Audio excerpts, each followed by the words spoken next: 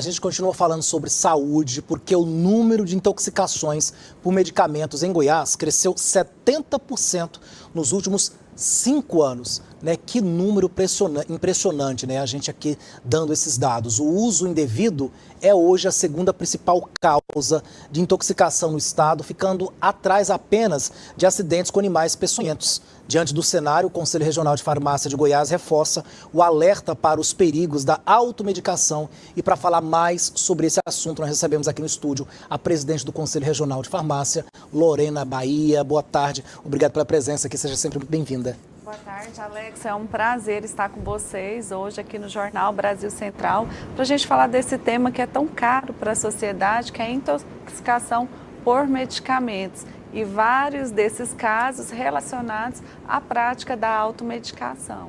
Pois é, Lorena, números impressionantes, né? Isso, o que quer dizer esses números? Qual que é a leitura que nós podemos fazer sobre eles? 70% é muita coisa. A gente teve um aumento de 70% nas notificações dos casos de intoxicação por medicamentos aqui no nosso estado. E isso acende um alerta, sobretudo no mês de maio, que é o mês que a gente trabalha com o uso racional de medicamentos.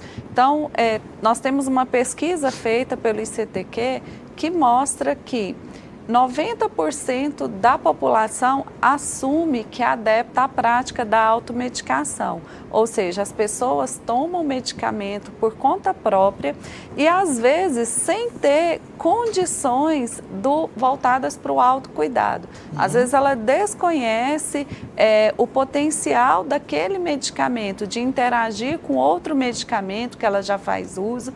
E aí, esse paciente, ele pode ter um mascaramento dos seus sinais e sintomas, então ter o agravamento do seu estado de saúde e pode, inclusive, se intoxicar, levando, inclusive, ao óbito. Então, além da prática da automedicação, a gente também tem situações onde as pessoas guardam sobras de tratamento em casa e, às vezes, esse medicamento ele é utilizado indevidamente por crianças, por idosos. Então, tem todo um contexto do uso racional de medicamentos que nós, do Conselho Regional de Farmácia do Estado de Goiás, em parceria com o Conselho Federal de Farmácia e os nossos mais de 15 mil farmacêuticos aqui no estado, trabalhamos de uma maneira... Eu digo assim, uma maneira mais incisiva durante o mês de maio, alertando a sociedade sobre os riscos da automedicação. Então, antes de usar qualquer medicamento, eu sempre gosto de aconselhar os nossos usuários que procure a orientação de um farmacêutico. O farmacêutico, ele é o profissional de saúde mais acessível à população. Ninguém precisa marcar o horário para falar com o farmacêutico. Então, em toda farmácia, a gente tem sempre um profissional que está ali disponível para te orientar, para cuidar de você e para fazer com que, somado o seu conhecimento a uma equipe multiprofissional, você tenha uma melhor qualidade de vida e possa obter resultados mais satisfatórios do uso correto de medicamentos. Presidente, mas assim, se a gente tiver ali em casa uma dipironinha, um remedinho para dor de cabeça, algo ali para aliviar o estômago, eu vou ser sincero, às vezes eu não vou lá buscar o farmacêutico, não. Se está em casa, eu já vou lá e tomo.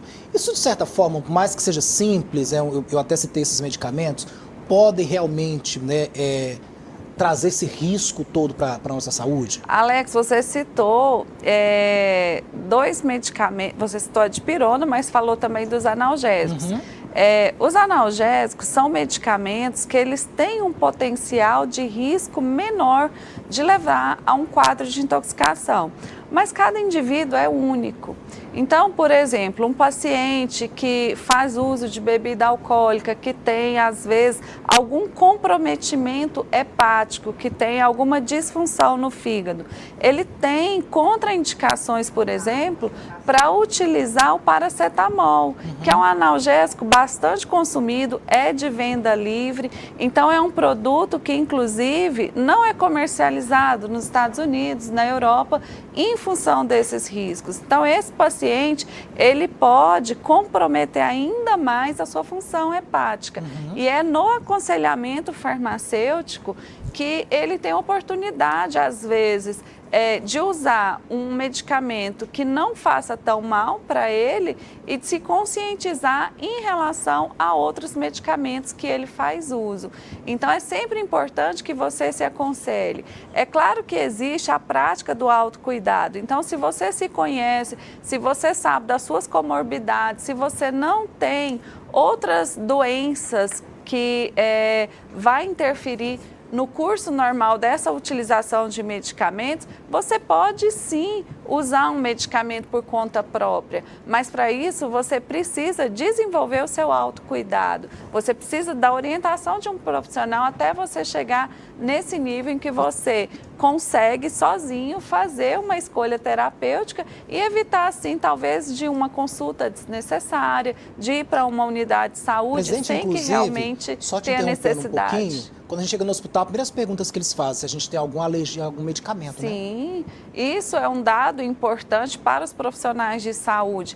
Conhecer quais os medicamentos que você já utiliza, se você tem alergia a algum alimento, algum medicamento, são dados importantes para que você tenha uma escolha terapêutica que seja a mais ideal para você, que seja feita para você mesmo. Lembrando que aquilo que é bom para o nosso vizinho, para o irmão, para o filho, pode não ser bom para você. Então, cada paciente é único, a gente tem que considerar o peso da pessoa, a altura, os seus hábitos, estilo de vida e as comorbidades que estão associadas para a gente escolher bem. Médico louco, cada um tem um pouco, né? Tem. Aí a gente às vezes sai aí, a gente mesmo indicando para o vizinho, para o parente, olha, eu tomei isso, fiquei bom, toma também. Sim, Alex, exatamente. Essa pesquisa do ICTQ, ela mostra para a gente que a cada 10 brasileiros, 7 buscam informações sobre a sua saúde no Google.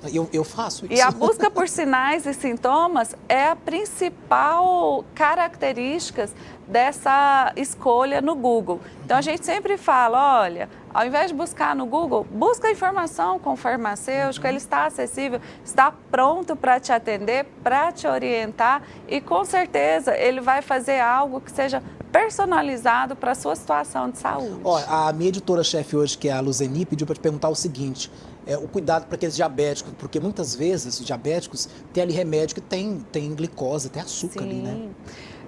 A gente tem vários xaropes que têm açúcar, né, em sua formulação. A gente tem também alguns outros produtos que podem elevar essa capacidade, né, de modificação da glicemia do paciente diabético. Inclusive, a insulina ela pode interagir também com outros medicamentos. Então, o paciente faz uso de anti-inflamatório, ele pode ter um aumento aí na sua glicemia. O paciente que faz uso de anticoagulantes, a gente pode ter um aumento desse poder hipoglicêmico das insulinas. Então, o paciente diabético, ele precisa realmente ser orientado em relação ao uso de outros medicamentos para que ele não tenha interferência na sua glicemia e não acabe achando que a insulina não está fazendo efeito ou que o medicamento antidiabético não está controlando a sua glicemia. Presidente, como é que eu sei, por exemplo, se eu estou intoxicado? Quais são os sintomas? O que pode vir após assim, uma alta dose de uma medicação? A gente tem diversos efeitos que podem aparecer. Os mais comuns são a urticária mesmo, então aquela coceira na pele, vermelhidão na sua pele, vômitos, diarreias, perda da consciência. Então, a gente tem comprometimento cognitivo também. Então, a pessoa fica alterada, às vezes não consegue verbalizar. Então, são sinais e sintomas que precisam de um suporte médico avançado, precisa desse paciente ser encaminhado para uma unidade de saúde para ter as providências necessárias e recuperar a sua situação de saúde. Pois a questão também da medicação ali ao alcance das crianças, pessoas também depressivas, tem que ter um certo cuidado, né, presidente? Inclusive as crianças hoje, antigamente tinham uns remédios que tinham um gosto mais ruim. E aí os laboratórios conseguiram fazer com que o remédio ficasse mais docinho, com sabor de fruta. A criança, às vezes, gostou do sabor, ela pode querer tomar mais, então aí tá o alerta, né, presidente? Esse é um alerta importantíssimo. Medicamento não é balinha. E às vezes a criança, ela acaba sendo induzida. Às vezes a mãe, na dificuldade de administrar a dose, fala, olha, docinho, toma, não vai doer, é gostoso.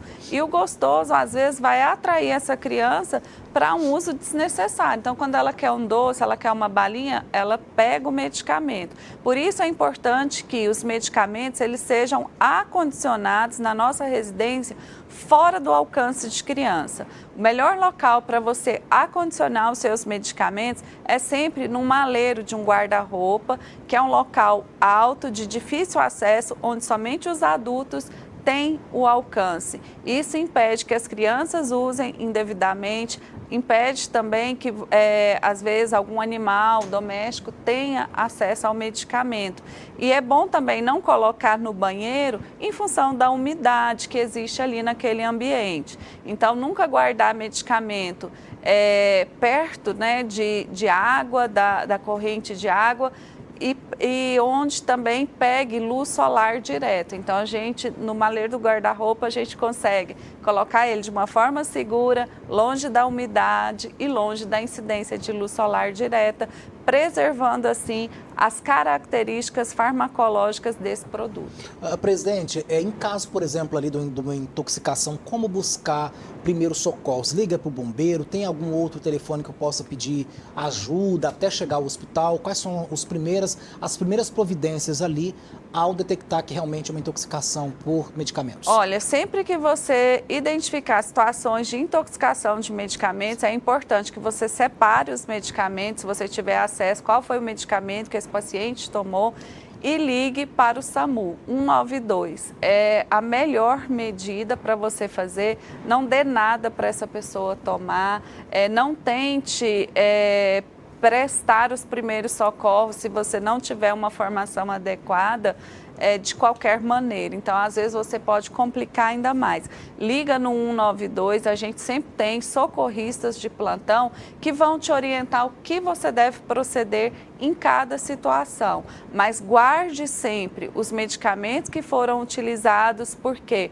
para cada produto utilizado, a gente tem um antídoto diferente que vai ser utilizado para neutralizar a ação desse medicamento que foi utilizado numa superdosagem. Então, é importante que você vá para a unidade de saúde com esse paciente e leve os medicamentos que ele fez uso, porque assim a equipe médica tem uma chance muito maior de acertar numa intervenção usando o antídoto correto do que se eles não souberem o que de fato desencadeou esse quadro de intoxicação. Inclusive, a gente tem ali, produção, obrigado, colocar o número do SAMU, que é 192. Então tá aí os primeiros socorros, se acontecer alguma coisa nesse sentido, né, busque lá a informação e o socorro necessário.